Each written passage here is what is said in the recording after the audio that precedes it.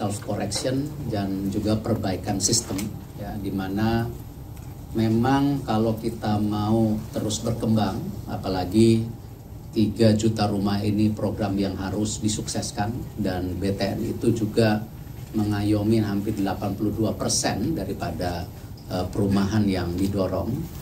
Dan good corporate governance ini menjadi hal yang terpenting yang selalu saya tekankan selama ini. Dan saya juga apresiasi kepada tentu developer yang tadi yang bekerja dengan baik, ya, notaris juga saya apresiasi yang bekerja dengan baik. Tetapi kalau mohon maaf, ya, developer yang tidak bertanggung jawab, notaris yang tidak bertanggung jawab, saya sudah minta di blacklist di BTN, dan saya akan rapatkan dengan seluruh himbara untuk kita sharing data, ya, memastikan tadi perlindungan kepada rakyat ini, ya, ini benar-benar kita bisa maksimalkan. Jadi kalau perlu semua himbara juga kita blacklist, karena ini tadi yang disampaikan 40% dari gaji cicilan selama 20 tahun, ya, tiba-tiba setelah lunas sertifikatnya tidak ada. Bahkan tadi Pak Nixon sampaikan, ya, sebelumnya, bahkan kadang-kadang rumahnya belum jadi. Ini kan kasihan. Nah, hal ini mungkin dibandingkan program 3 juta rumah sangat kecil, 120.000. Tetapi ini justru fondasi yang cikal bakal kita harus jaga visi Bapak Presiden, karena tadi implementasi itu menjadi kunci sebuah kesuksesan program.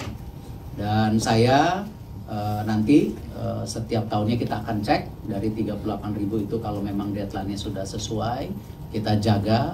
Dan saya juga memastikan BTN terus mendorong ya program daripada 3 juta rumah kita sukseskan. Banyak sekali inisiasi yang kita sudah jalankan bersama BTN dengan Perumnas dan KAI.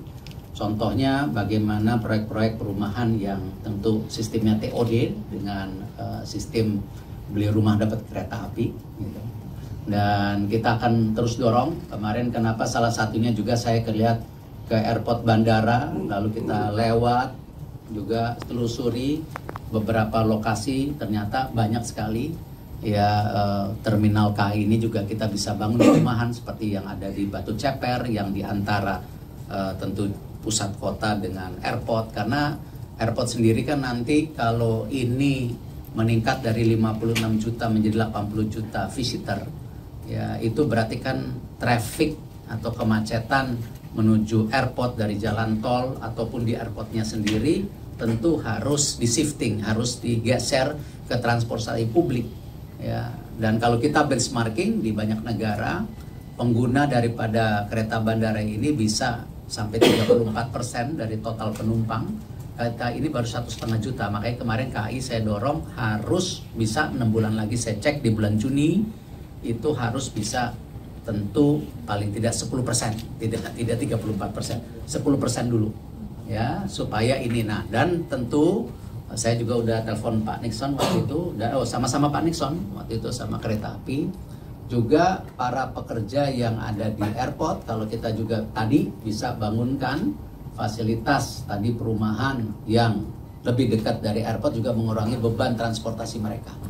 Nah, ini ekosistem yang kita harus dukung, ya, antara perumahan dan transportasi ini menjadi sebuah kesatuan solusi, ya, karena kita lihat memang ini yang bisa mendorong juga tadi masyarakat punya confidence untuk membeli rumah-rumah yang memang bisa accessible, ya, dari tuntutan transportasi perkotaan. Jadi terima kasih Pak Nixon, mungkin dijaga semua, nanti kita buka tanya jawab dari teman-teman media. Akan bisnis, risk, dan operations, kejadian-kejadian ini semoga tidak berulang. Siapa yang bisa kami kasih relaksasi? Hanya developer yang disiplin, yang masuk kategori platinum dan gold. Selebihnya kita akan sesuai dengan aturan yang ada di kita. Karena kita ingin melindungi benar-benar kepentingan customers. Bapak Ibu bisa bayangin, tiap bulan kita potong 40% dari gajinya sampai 15-20 tahun, di ujungnya mereka nggak dapat surat tanah. Karena tanah itu nggak ada harganya kalau nggak ada sertifikat. Padahal itu aset termahal yang dia miliki. Oleh karena itu sangat setuju, menyambut baik arahan Pak Menteri kita akan terus membersihkan atau merapikan persoalan-persoalan sertifikat ini, Pak. Dan kita berjanji juga untuk memperbaiki layanan ke nasabah. Dan kami juga udah laporkan SLA kami sekarang KPR mudah-mudahan 5 hari paling lama bisa cair. Gitu ya Pak, jadi nggak sampai seminggu. Dan mudah-mudahan ini kita bisa jaga terus gitu ya. Masih ada penyimpangan sih 1-2, tapi kita akan rapiin terus. Sehingga disiplin 5 hari dan di ujungnya mereka akan memperoleh sertifikat. Mungkin itu dulu Pak Menteri, terima kasih. Jadi sejak 3 tahun lalu tuh udah ada istilah lahan sawah dilindungi sebenarnya Pak. Walaupun waktu itu diterapkan oleh BPN tuh ATR BPN agak ribut dengan banyak developer. Tapi sekarang semakin rapi kalau kita lihat.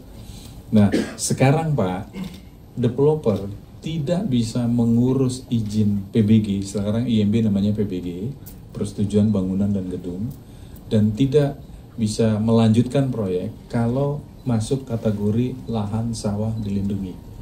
Jadi kedepannya ini pasti terlindungi. Ya, tapi kita harapkan seluruh oknum ini berjalan sesuai kriteria ya Pak ya, gitu ya. Tapi by rule, by regulation itu udah dilindungi sawah-sawah yang aktif produktif, misalnya dekat dengan sumber air dan sebagainya, itu masuk kategori lahan sawah dilindungi, sehingga IMB-nya tidak akan keluar. Nah, kalau IMB induknya nggak ada, sertifikat induknya nggak ada, kita nggak akan PKS. Karena itu syarat kerjasama dengan kita. Habis. Satunya memang pasti Polum, kedua juga NPL, dari mereka, customer-nya. Kemudian istilah kita ini LAT, sertifikat atau izin yang LAT. LAT itu lewat ambang threshold, ya, lewat ambang batasnya kita.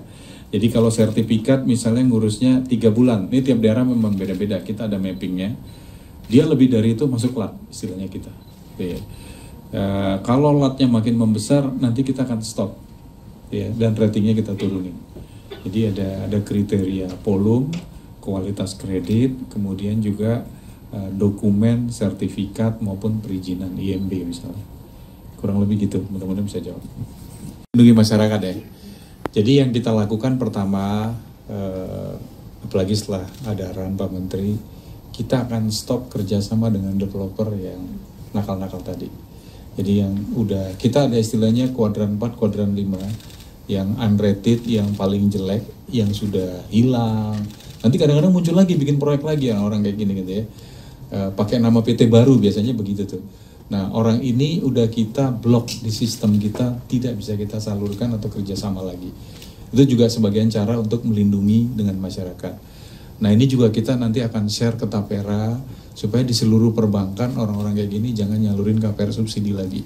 Kasihan program pemerintah, niatnya bagus, tapi disalahgunakan oleh oknum tertentu. Nah nanti kita share sehingga di database-nya Tapera lewat bank manapun orang-orang seperti ini tidak bisa masuk lagi. Mungkin gitu kali Pak. Bagus jujur. Ini nomor 2 dulu kali paling gampang ya. Kira-kira berapa rupiah, yang pasti kita di buku kita hari ini, jadi setiap kali akad KPR kita udah mencadangkan Pak, ada namanya escrow account untuk penyelesaian sertifikat. Kalau yang setelah 2019 duitnya rapi Pak, benar-benar rapi. Duitnya udah ada lebih dari 1 triliun di kita untuk pencadangan sertifikat ini. Nah berapa total dari yang 38.000 ini, memang kita pernah hitung nilainya kurang lebih hampir 1 triliun ya gitu ya. 1 triliun, memang di buku kami juga ada 1 triliun. Dan memang ini kita jagain terus Pak. Dulu memang waktu kita masuk escrow account-nya agak kacau balau, tapi ini udah rapi. Kita terus mematchingin setiap account ini sama dengan cuma memang yang mahal tuh bukan biaya sertifikatnya Pak. Yang mahal tuh waktu balik namanya sekarang. Karena kan kena 5 dan 3% ya Pak ya. Jadi pajaknya yang mahal. Nah itu kalau diselesaikan waktu itu gitu ya, nggak semahal sekarang. Nah itu beban tambahan yang muncul kalau kita menyelesaikannya makin telat. Ya, karena harga rumah kan, harga NJPOI-nya naik terus, ya nggak bisa berhenti itu, kita nggak bisa stop. Nah ini yang terjadi Bapak Ibu. Kenapa cadangannya cukup besar? Karena memang itu Kos untuk menyelesaikannya itu yang terbesar bukan biaya sertifikatnya, tapi proses balik namanya. Itu yang pertama. Yang kedua, nama-namanya kita ada Pak, tapi kita ini rahasia perbankan Pak. Tapi sebagai gambaran aja, yang masuk platinum biasanya developer nasional. Ya, Pak ya, Bapak tahu developer nasional adalah yang punya proyek di banyak kota atau di banyak tempat. Ya Bapak tahulah nama-nama yang udah sangat terkenal.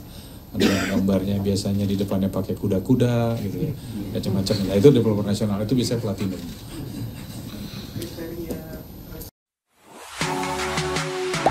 Gak sempat baca? Dengerin aja. Klik icon text to speech, gak pakai ribet di okezone.com.